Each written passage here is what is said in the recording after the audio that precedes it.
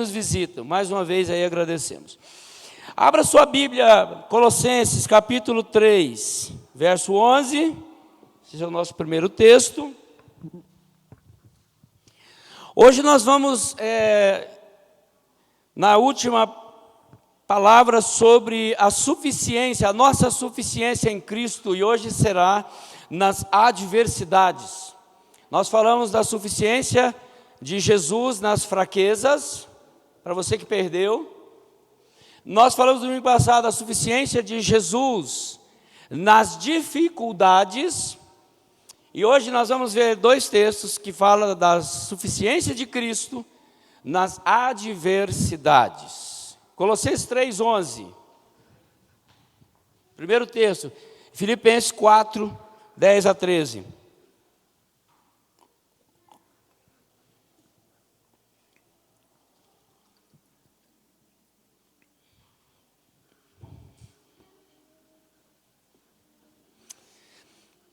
O texto de Colossenses, que é a nossa base da suficiência de Cristo, diz que no qual não pode haver grego nem judeu, circuncisão nem incircuncisão, bárbaro, cita, escravo, livre. Porém, Cristo é tudo em todos. Cristo é tudo em todos. A suficiência, nossa suficiência em Jesus Cristo.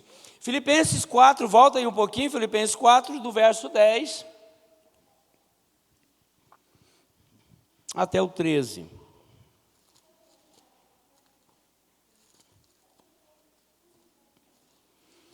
Efésios, Filipenses 4, 10, 13.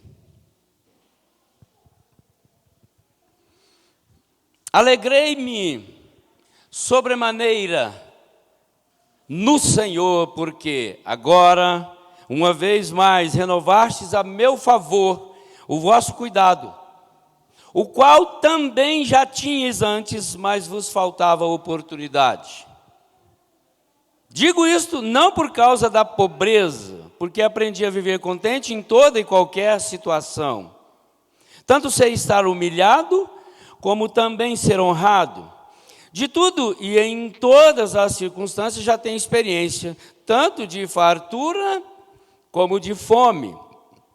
Assim, de abundância como de escassez. Tudo posso naquele que me fortalece. Esses são os nossos dois textos. Meus irmãos, nesses momentos de meditação sobre esse tema, o nosso propósito é descobrir à luz da palavra de Deus a suficiência plena no Senhor Jesus. E não só descobrir a nossa suficiência nele, como desfrutá-la. Como nós podemos experimentar isso. As nossas necessidades, sejam elas de qualquer ordem, diz a Bíblia que em Cristo há provisão para cada uma delas. Cristo é tudo em todos. Bom, certamente há muitas coisas que nós não entenderemos até chegar ao céu. Nós falamos de fraquezas, nós falamos de dificuldades. E dentre essas questões sem resposta, com as quais nós temos que coexistir, está a questão do nosso sofrimento, as nossas angústias. Conquanto nós tenhamos pronta e lógica resposta para o sofrimento dos que não comungam a nossa fé, no que tange a nossa própria experiência, nós somos totalmente despidos de entendimento. Nós não compreendemos tudo. Nós sofremos, nós choramos, nós lamentamos. Nós enfrentamos as fraquezas, as dificuldades e as adversidades. Mas tudo isso leva ao nosso entendimento, porque na nossa teologia, parece que não há lugar para dor, sofrimento e lutas. Às vezes nós somos tentados a querer entender ou forçar entendimento de que nós, como cristãos, filhos de Deus, nós não podemos enfrentar essas coisas. Ou seja, nós não deveríamos, às vezes os questionamentos é que, mas como, se eu sou servo, sou um cristão autêntico, procuro servir com fidelidade, com legitimidade, e tenho que passar por tudo isso. Então essas são questões que rondam as mentes, os corações, porque isso não está dentro da nossa lógica. Nós queremos soluções. A nossa teologia sempre ela vem ligada à isenção da dor, e ela vem ligada, de alguma forma, ao prazer, né? Sendo sempre uma teologia do prazer, ou da vida fácil, sem sofrimento. Contudo, a palavra de Deus, ela faz-nos saber que, se eu falar na nossa vida, por vezes assume o aspecto da teologia da dor. O próprio falar de Deus, a sua palavra, nos leva a entender que existe sim crises, sofrimentos, fraquezas, dificuldades e adversidades. Deus fala-nos através do sofrimento e das adversidades. Como disse um teólogo famoso, C.S. Lewis, o sofrimento é o megafone de Deus. Deus fala. Mas não só isso, algumas lições podem ser tiradas do tempo da adversidade, as quais nos fazem saber que as adversidades cumprem um propósito didático, pedagógico em nossas vidas. Tudo nós aprendemos. A suficiência em Cristo, então, nas adversidades. Eu preciso entender, você precisa entender um pouco o que é adversidade. E aí, nosso dicionário, ele é simples, resumido, para dizer que um caráter do que é adverso, desfavorável, né, uma sorte adversa, uma infelicidade, um revés, algo que deu errado, algo que você planejou e não deu certo, contrariedade, né? Em termos mais práticos, nós diríamos que é quando as coisas não dão certo. Irmãos, e como isso muitas vezes acontece, né? Como às vezes não dá certo as coisas que você planeja. E como entender então essas dificuldades na vida cristã, nessa visão cristã, essas adversidades que vêm? Primeiro eu quero lembrar a vocês que as adversidades, elas nos purificam. Não nesse sentido jurídico, judicial, né? Nesse sentido, só o sangue de Jesus pode nos purificar de toda injustiça. As tribulações e as adversidades nos purificam no sentido existencial. O primeiro aí, que é o jurídico que eu citei, nos purifica da nossa intenção de pecar. E o segundo, né, ele nos livra da culpa, do desejo de pecar. Existencialmente, Deus proveu duas maneiras para sermos purificados. O primeiro deles, nós insistimos muito com isso, e hoje de manhã nós falamos, que é você ter um desejo de estudar e meditar constantemente na palavra de Deus. Você se deleitar em Deus. Como a costa suspiras pelas águas, assim meu coração suspira por ti, ó Deus. Despojando, pois, de toda maldade, dolo e hipocrisia, desejando o leite espiritual como criança recém-nascida, desejo de Deus. Então esse é o primeiro aspecto, é o primeiro ponto que você se ocupa em entender essa purificação nas adversidades, é debruçando na palavra de Deus. O Salmo 119, ele vai nos lembrar no verso 9, de que maneira poderá o jovem guardar puro o seu caminho, observando-o segundo a sua palavra. Enche o coração de Deus, enche o coração de prazer em Deus, na leitura, na meditação. Seja curioso, peça a Deus pelo Espírito Santo para gerar expectativa no seu coração, para você ter desejo de Deus, conhecer melhor a Deus. Então esse é o primeiro ponto, que você é purificado, lendo, meditando nas suas adversidades, nos reveses da vida, nas derrotas da vida. É você meditar na palavra de Deus, ter prazer nela. E o segundo, queridos, é pelo fogo da tribulação. Você é purificado pelas durezas da vida. Quando não nos deixamos persuadir pelos conselhos sábios da palavra de Deus, endurecemos o nosso coração, Ele faz isso através do fogo da provação.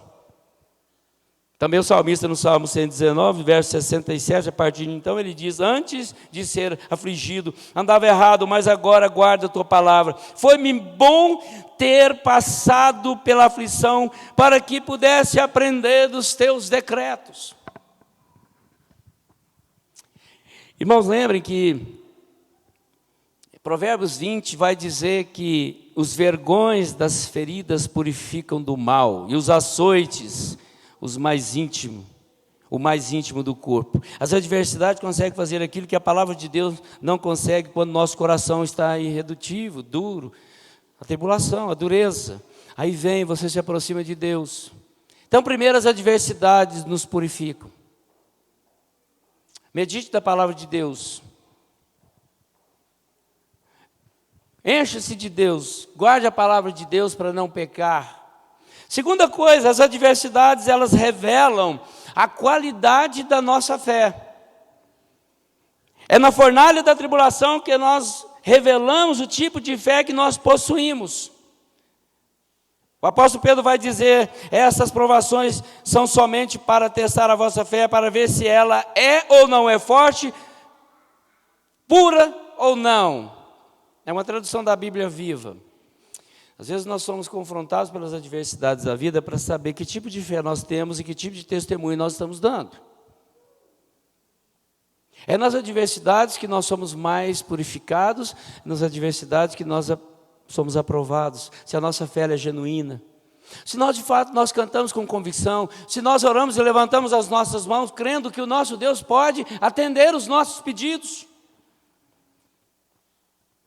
É duro, mas às vezes a maior parte das pessoas, quando passa pelas lutas, passa pelo vale do fogo, as pessoas são muito mais aptas a procurar psicólogos, procurar medicamentos, procurar outros recursos, do que procurar a palavra de Deus, encher o coração de prazer em Deus. Por que estás abatido a minha alma? Por que te perturba dentro de mim? Espera em Deus, pois ainda o louvarei. Salmo 42. Nós precisamos, nessas horas duras da vida, sermos aprovados. Nós precisamos olhar para a palavra de Deus. Se a nossa fé, ela é interesseira, se ela é utilitária, circunstancial, momentânea ou incondicional, perseverante, firmada na palavra, só a fornalha dirá, só a tribulação, a adversidade. Às vezes nós precisamos disso. O texto de Daniel nos mostra os seus amigos indo para a fornalha, e ali não abrindo mão da firmeza no seu Deus. A fé deles não estava firmada nos benefícios que poderiam vir do palácio, do império, da mesa, do rei. A fé deles estava firmada no Deus que eles adoravam, o Deus verdadeiro, e eles vão para a fornalha, e diz a Bíblia que eles são sustentados, protegidos, ao ponto do rei ver uma outra figura ali com eles, protegendo-os. Pela fé eles vão para a fornalha. Pela fé nós superamos as crises, as dificuldades. Porque a nossa fé, queridos, ela é firmada num Deus que pode todas as coisas. Tudo posso naquele que me fortalece. A minha fé não é circunstancial. A minha fé não pode ser interesseira. Ela não pode ser apenas para trazer benesses, prazeres para a minha vida social, ou às vezes minha vida familiar. A minha fé tem que ser num Deus que pode todas as coisas, em todos os tempos. Ora, nós temos enfrentado muitos desafios com orações, com perseverança, orando, insistindo com Deus por causas difíceis, por enfermidades difíceis. Perseverando em Deus porque nós cremos que Deus pode aliviar, Deus pode sustentar na dor, Deus pode sustentar na tribulação, Deus pode mesmo não curando, trazer alívio. E finalmente nós oramos porque nós cremos que o nosso Deus é um Deus que nos levará com Ele, nos guiará com Ele para a eternidade, independente das coisas. Portanto, a primeira coisa, Deus purifica o nosso coração. Segundo, Deus aperfeiçoa a nossa fé, o nosso testemunho fica melhor às vezes na dureza. Não tem nada melhor, queridos, para nos dar mais purificação do que nos debruçar na presença do Senhor, como nós lemos no Salmo 51, um coração quebrantado e contrito jamais desprezará, ó Deus. Um coração quebrado, pelas dificuldades da vida, pelas circunstâncias da vida, que todos nós somos propensos a enfrentar, as dores da vida. Mas diz a Bíblia que Deus está mais perto de nós. Quando nós nos quebrantamos, quando nós abrimos o nosso coração com prazer na presença de Deus e colocamos para Ele a nossa dificuldade, a nossa fraqueza e a nossa adversidade. Deus se manifesta e Deus qualifica mais ainda a nossa fé.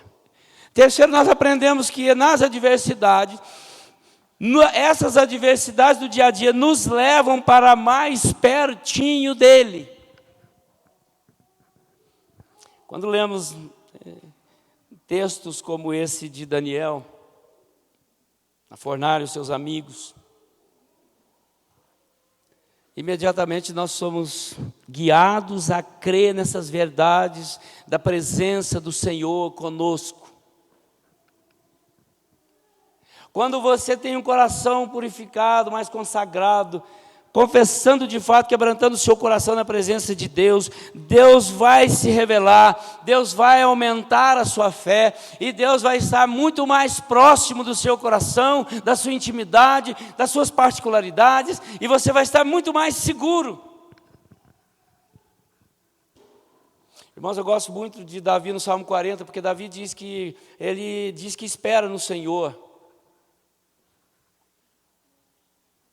E ao esperar no Senhor, o Senhor se inclina, o Senhor ouve, o Senhor se manifesta, tira os seus pés de um poço de perdição, de um tremedal de lama, firma os seus pés numa rocha, firma os seus passos lhe dando direção, ainda coloca um cântico novo nos seus lábios para louvar a Deus. Para muitos ver isso, louvar também, crer também.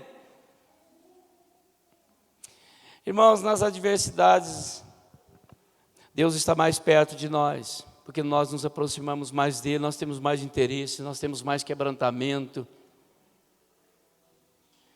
É interessante isso, né? Mas é uma realidade. Quando nós estamos em lutas, dificuldades, dores, tristezas, provações, adversidades, fraquezas, dificuldades, nós corremos mais para Deus. Agora, será que precisa de passarmos pelo vale do fogo, da sombra da morte, para estarmos mais perto de Deus? Será que nós, pela busca, o interesse da palavra, que é o meio que eu citei primeiro, será que isso não seria um prazer suficiente para estarmos todos os dias mais pertinho do Senhor, lendo a Bíblia com prazer? Pegar o livro de Mateus e começar hoje, como eu estimulei, 4 capítulos, leia 4 hoje, mais 4 amanhã, com prazer. Você vai começar hoje no livro de Mateus e ler a genealogia de Jesus. Você vai ver o nascimento de Jesus, a fuga dele para o Egito, o retorno dele para Jerusalém, para Israel. Você vai ver o batismo de Jesus, você vai ver Jesus no Rio Jordão, você vai ver o Jesus no deserto sendo tentado pelo diabo. Você vai entender tudo isso. Deus está pertinho de você nas adversidades, quando você está assim na luta. Jesus vai para o deserto para se encher de Deus, se encher do Espírito, para enfrentar um ministério. E diz a Bíblia lá, a partir do capítulo 4, que Jesus andava pregando, curando, ensinando e salvando pessoas assim que ele saiu do deserto. Sabe, queridos, quando a gente sai do deserto, quando a gente tem esse prazer em Deus, quando você sai do seu momento íntimo de devocional, de oração, você sai cheio do Espírito. E você pode ser um canal de bênção. Você pode manifestar a bondade de Deus nos seus atos, nas suas palavras serenas, sensatas e palavras que vão abençoar muitas vidas. Por isso que nas adversidades nós estamos mais pertinho de Deus. Nas lutas, nos terrores da vida. Nós somos mais purificados, nós somos mais aprovados na nossa fé e nós nos aproximamos mais do Senhor. Vejam bem, queridos, nós falamos aqui da suficiência de Cristo. Para isso eu também quero pensar com vocês aqui pelo menos 3 coisas. a suficiência de Cristo. Ele é suficiente porque tudo que foi necessário para que a existência viesse à tona estava e habita nele. Diz a Bíblia que ele é o verbo e ele estava no começo, e ele estava e ele participou de tudo, e ele é tudo em todos, ele é tudo em nós. Ele é suficiente. Ele estava presente na criação, ele participou da criação. Diz a Bíblia que ele estava lá. Segundo, nós não precisamos de Cristo e mais alguma coisa. Outra coisa, é difícil entendermos isso, mas é real. Quando encontramos Ele, encontramos plenitude. Paulo ora pelos Efésios no capítulo 3, a partir do verso 14, pedindo a Deus que a igreja de Éfeso conhecesse a revelação de Jesus Cristo, o seu amor, a profundidade, a largura, o comprimento e a altura. Que a igreja conhecesse a fundo Jesus Cristo e que a igreja fosse tomada de toda a plenitude de Deus, Pai, Filho e Espírito Santo. Irmãos, Cristo é suficiente porque Ele é pleno em tudo. Nele habita corporalmente a plenitude da divindade. Toda a realidade descansa perfeitamente nele. E aí Paulo, escrevendo aos Colossenses, ele nos ensina também aqui algumas verdades, pelo menos 3, que eu quero também repassar. Ele é a imagem do Deus invisível, primogênito de toda a criação, ou seja, Cristo estava no princípio de tudo antes que houvesse mundo. Paulo ensinando aos Colossenses. Cristologia. Segundo ele, é o cabeça da igreja, ou seja, além de ser o primogênito da criação, Cristo é quem governa, dirige, mantém e sustenta a igreja pelo seu poder. Por isso nós estamos falando dessa suficiência, da nossa suficiência nele. A nossa busca pode ser total nele, deve ser total nele. E ele é o primogênito dentre todos os mortos, ou seja, ele é o único que morreu, ressuscitou e vive eternamente. Agora, irmãos, quando a igreja perde essa visão de Cristo e tenta caminhar com suas próprias pernas, tudo vai por água abaixo. Por isso que essa suficiência ela é importantíssima e interessante conhecermos e vivenciá-las, aprendermos. A igreja só tem sentido quando ela está ligada a esse cabeça, que é Cristo. Jesus é suficiente e quando a igreja entende isso, começa a caminhar na simplicidade do Evangelho e no poder do Espírito para a glória de Deus Pai. Eu falei de manhã, quero reforçar. Não fique inventando processos religiosos para oprimir a sua alma, o seu coração, a sua mente, buscando algo para satisfazer o seu prazer religioso.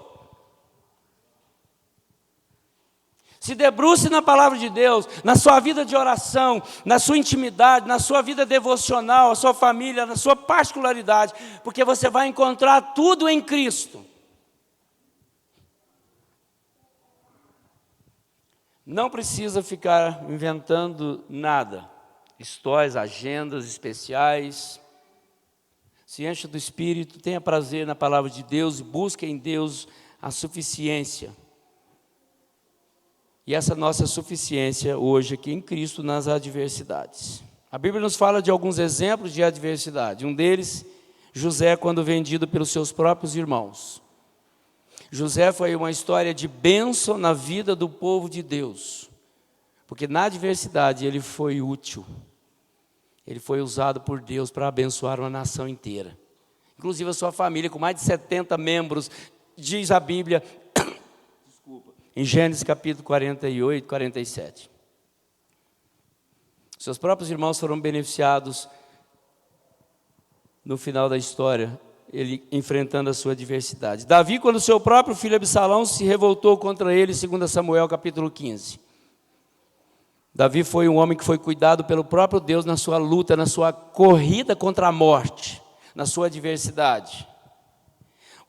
Os apóstolos Pedro, João, Tiago e os demais, presos e mortos. por amor ao Evangelho, por amor à sua fé. E aí nós vimos aqui Paulo na sua experiência no capítulo 4 de Filipenses. Quando nós olhamos as palavras que Paulo coloca aqui em Filipenses capítulo 4, a partir do verso 10 que nós lemos, Paulo vai falar que a suficiência de Cristo para ele foi total na sua pobreza.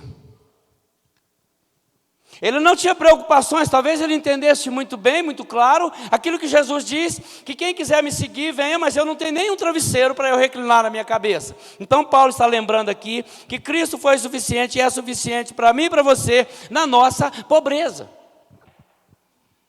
Esse é o primeiro exemplo que ele dá aqui nesse texto, que ele quer ensinar, que ele quer agradecer a Deus pela igreja, e que ele quer dizer que tudo pode naquele que o fortalece, porque tudo está nele, a plenitude está nele, e ele está dizendo aqui primeiro que na pobreza ele está satisfeito.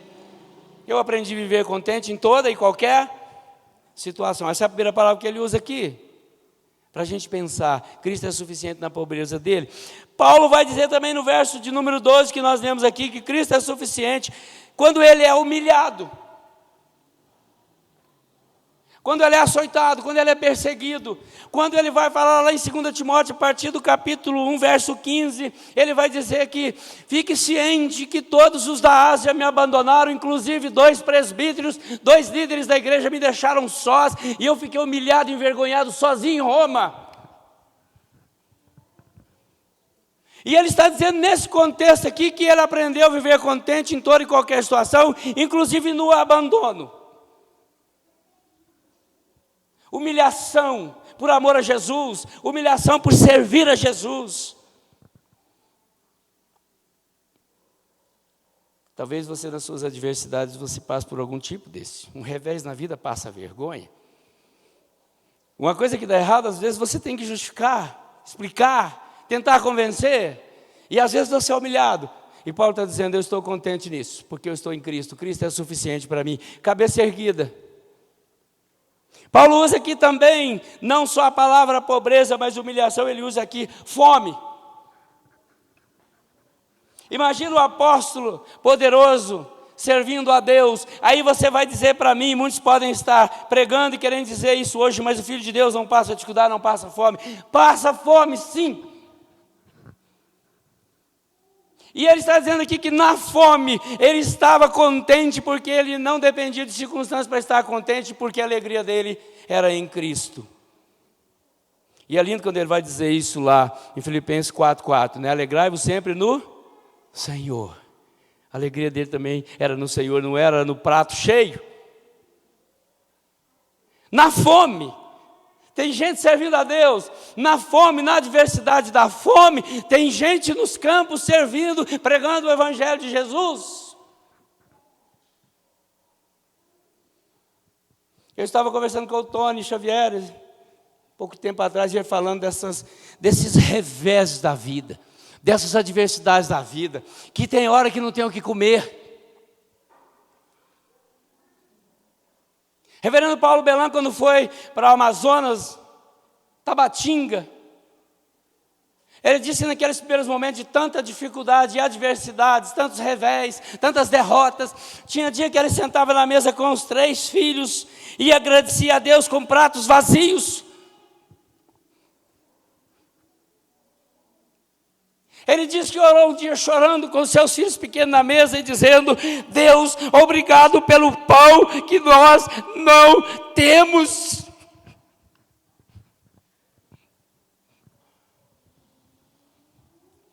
E ele conta que logo em seguida Deus providenciou cestas, mantimentos e o pão chegou. Então é por isso que Paulo está dizendo aqui que na adversidade também tem fome. Tem gente que, se você orar, lembrar e pesquisar nas histórias missionárias nesse mundo aí, tem gente que come carne de rato. E quando acham um, ficam loucos brigando para pegar ele para assar e comer uma coxinha de rato. E às vezes nós temos 4, 5 banquetes, 4, 5 refeições por dia. Irmãos, são adversidades. E Paulo está dizendo isso, que na fome ele estava contente também na fome.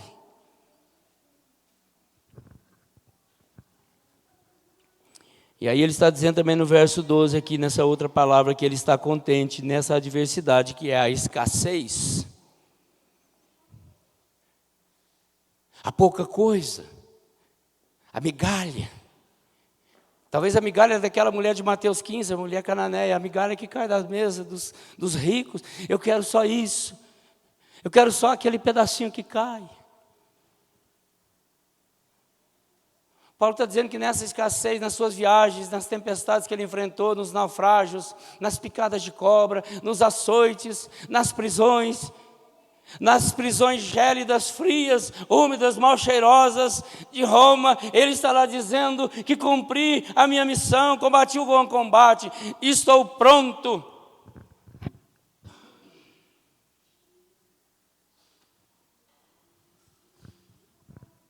As adversidades também são as escassez da vida. Às vezes a gente tem pouca coisa. Pouca coisa. Eu acho muito bonita a história daquela mulher que recebe o profeta Elias. Deus tira Elias do deserto, lá sozinho, querendo morrer, pedindo para si a morte, e leva ele para cá de uma viúva pobre.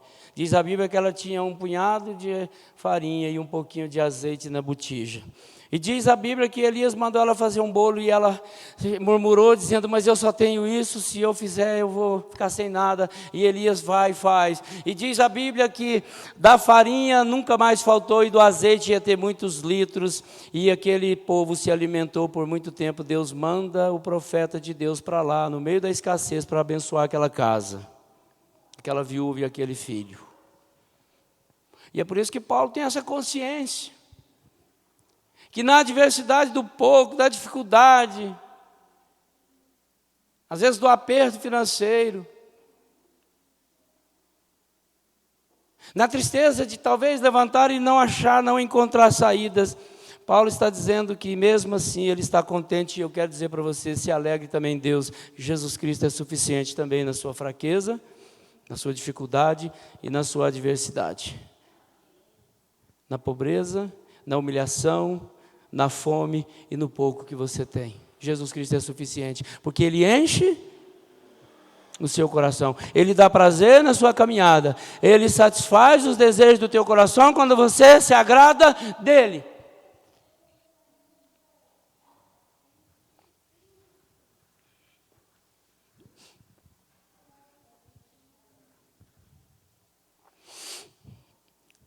É duro, irmãos, a gente imaginar um cenário de prisão que o apóstolo Paulo termina a sua vida. Preso numa masmorra com sentença definida, sem volta de julgamento, sem advogado de defesa, sem amigos, sem ninguém.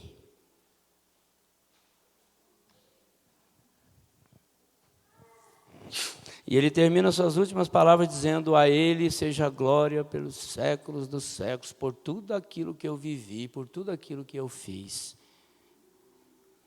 Irmãos, quem dera nós pudéssemos chegar no final da nossa história, tão contente como o apóstolo Paulo nas adversidades, como ele enfrentou.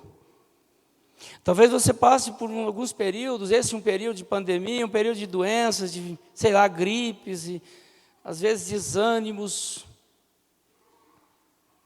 Talvez você tenha experimentado isso nesses dias, como eu tenho experimentado as tristezas da vida,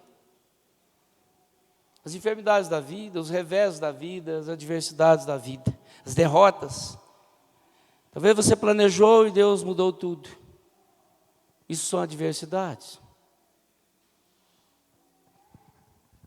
E Paulo está nos ensinando aqui como é que nós vamos lidar com isso. Jesus é a nossa suficiência nas nossas adversidades. E aí, quais são as nossas adversidades hoje? São muitas. É possível que sejam muitas e as mais variadas. Todavia, seja quais forem, Jesus está presente. Ele é suficiente. Martim Lutero, cantando e compondo o seu hino Castelo Forte, ele diz, a minha força nada faz, sozinho estou perdido. Ele também tinha essa consciência. com Pondecínio Castelo Forte, dizendo que é o nosso Deus. A conclusão que eu chego aqui, irmãos, nessa meditação, os dias são atuais, nesses que nós vivemos, são marcados pelas adversidades em todas as áreas da nossa vida. Mas nós não podemos nos esquecer de que nós estamos do lado de Deus. E Deus está do nosso lado. Quando passamos por problemas, nós devemos pensar o que nós podemos aprender. E aí nós podemos nos lembrar de que Deus nos manda prosseguir. Rompendo em fé. Hoje nós cantamos tão bonito aqui as 2, 3 músicas, mas que lindo, que legal cantar essas músicas, louvar a Deus. Encher o coração, eu vi o entusiasmo dos irmãos. Eu vi o entusiasmo dos irmãos hoje lendo a palavra de Deus. Lendo em alto e bom som, respondendo alternadamente. Que bonito.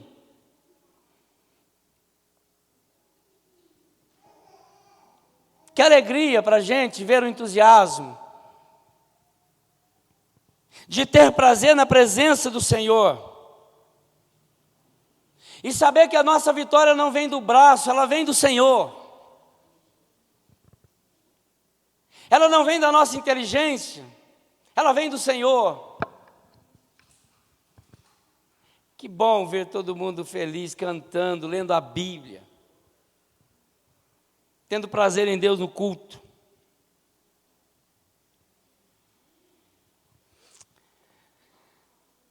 Aplicação rápida, será que Jesus tem sido tudo na sua vida? Será que Jesus tem sido suficiente na sua vida? Será que você tem apreciado, degustado com prazer essa graça bendita no caminhar terreno? Será que Ele tem sido tudo? Será que você tem conhecido cada dia melhor esse Jesus, que é suficiente em tudo?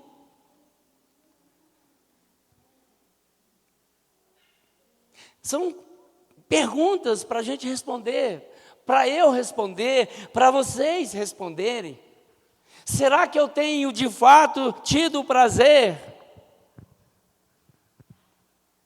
Será que a sua grandeza, majestade, soberania, reinado tem sido suficiente na minha vida?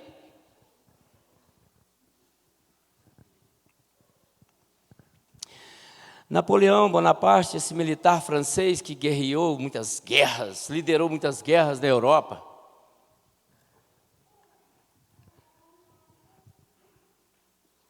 Cobriu de guerra a metade da Europa.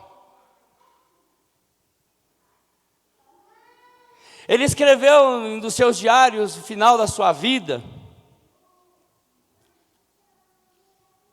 dizendo: com todos os meus exércitos de generais, por 1/4 de século, não consegui subjugar nenhum único continente.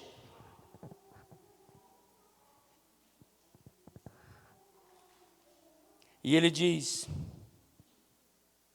e Jesus, sem a força das armas, vence povos e culturas por 2000 anos.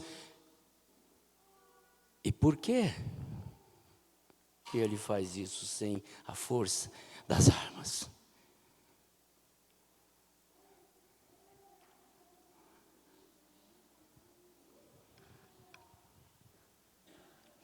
E ele responde. Ele responde: exatamente porque Jesus não procura conquistar a força com armas ou com guerras, mas Ele conquista as pessoas com seu amor, que nos foi revelado na cruz.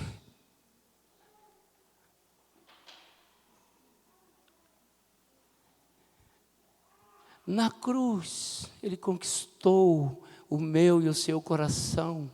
E nós cantamos isso aqui agora, logo eu, um pobre pecador.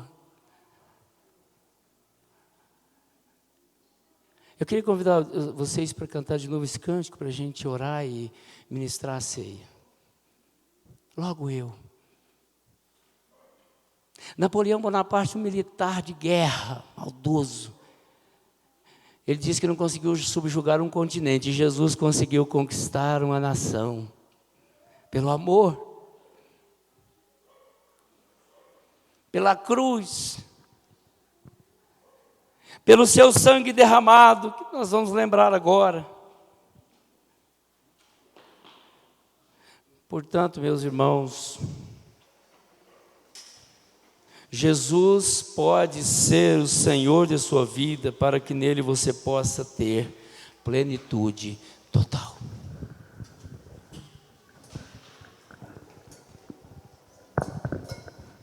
Cristo é tudo para você?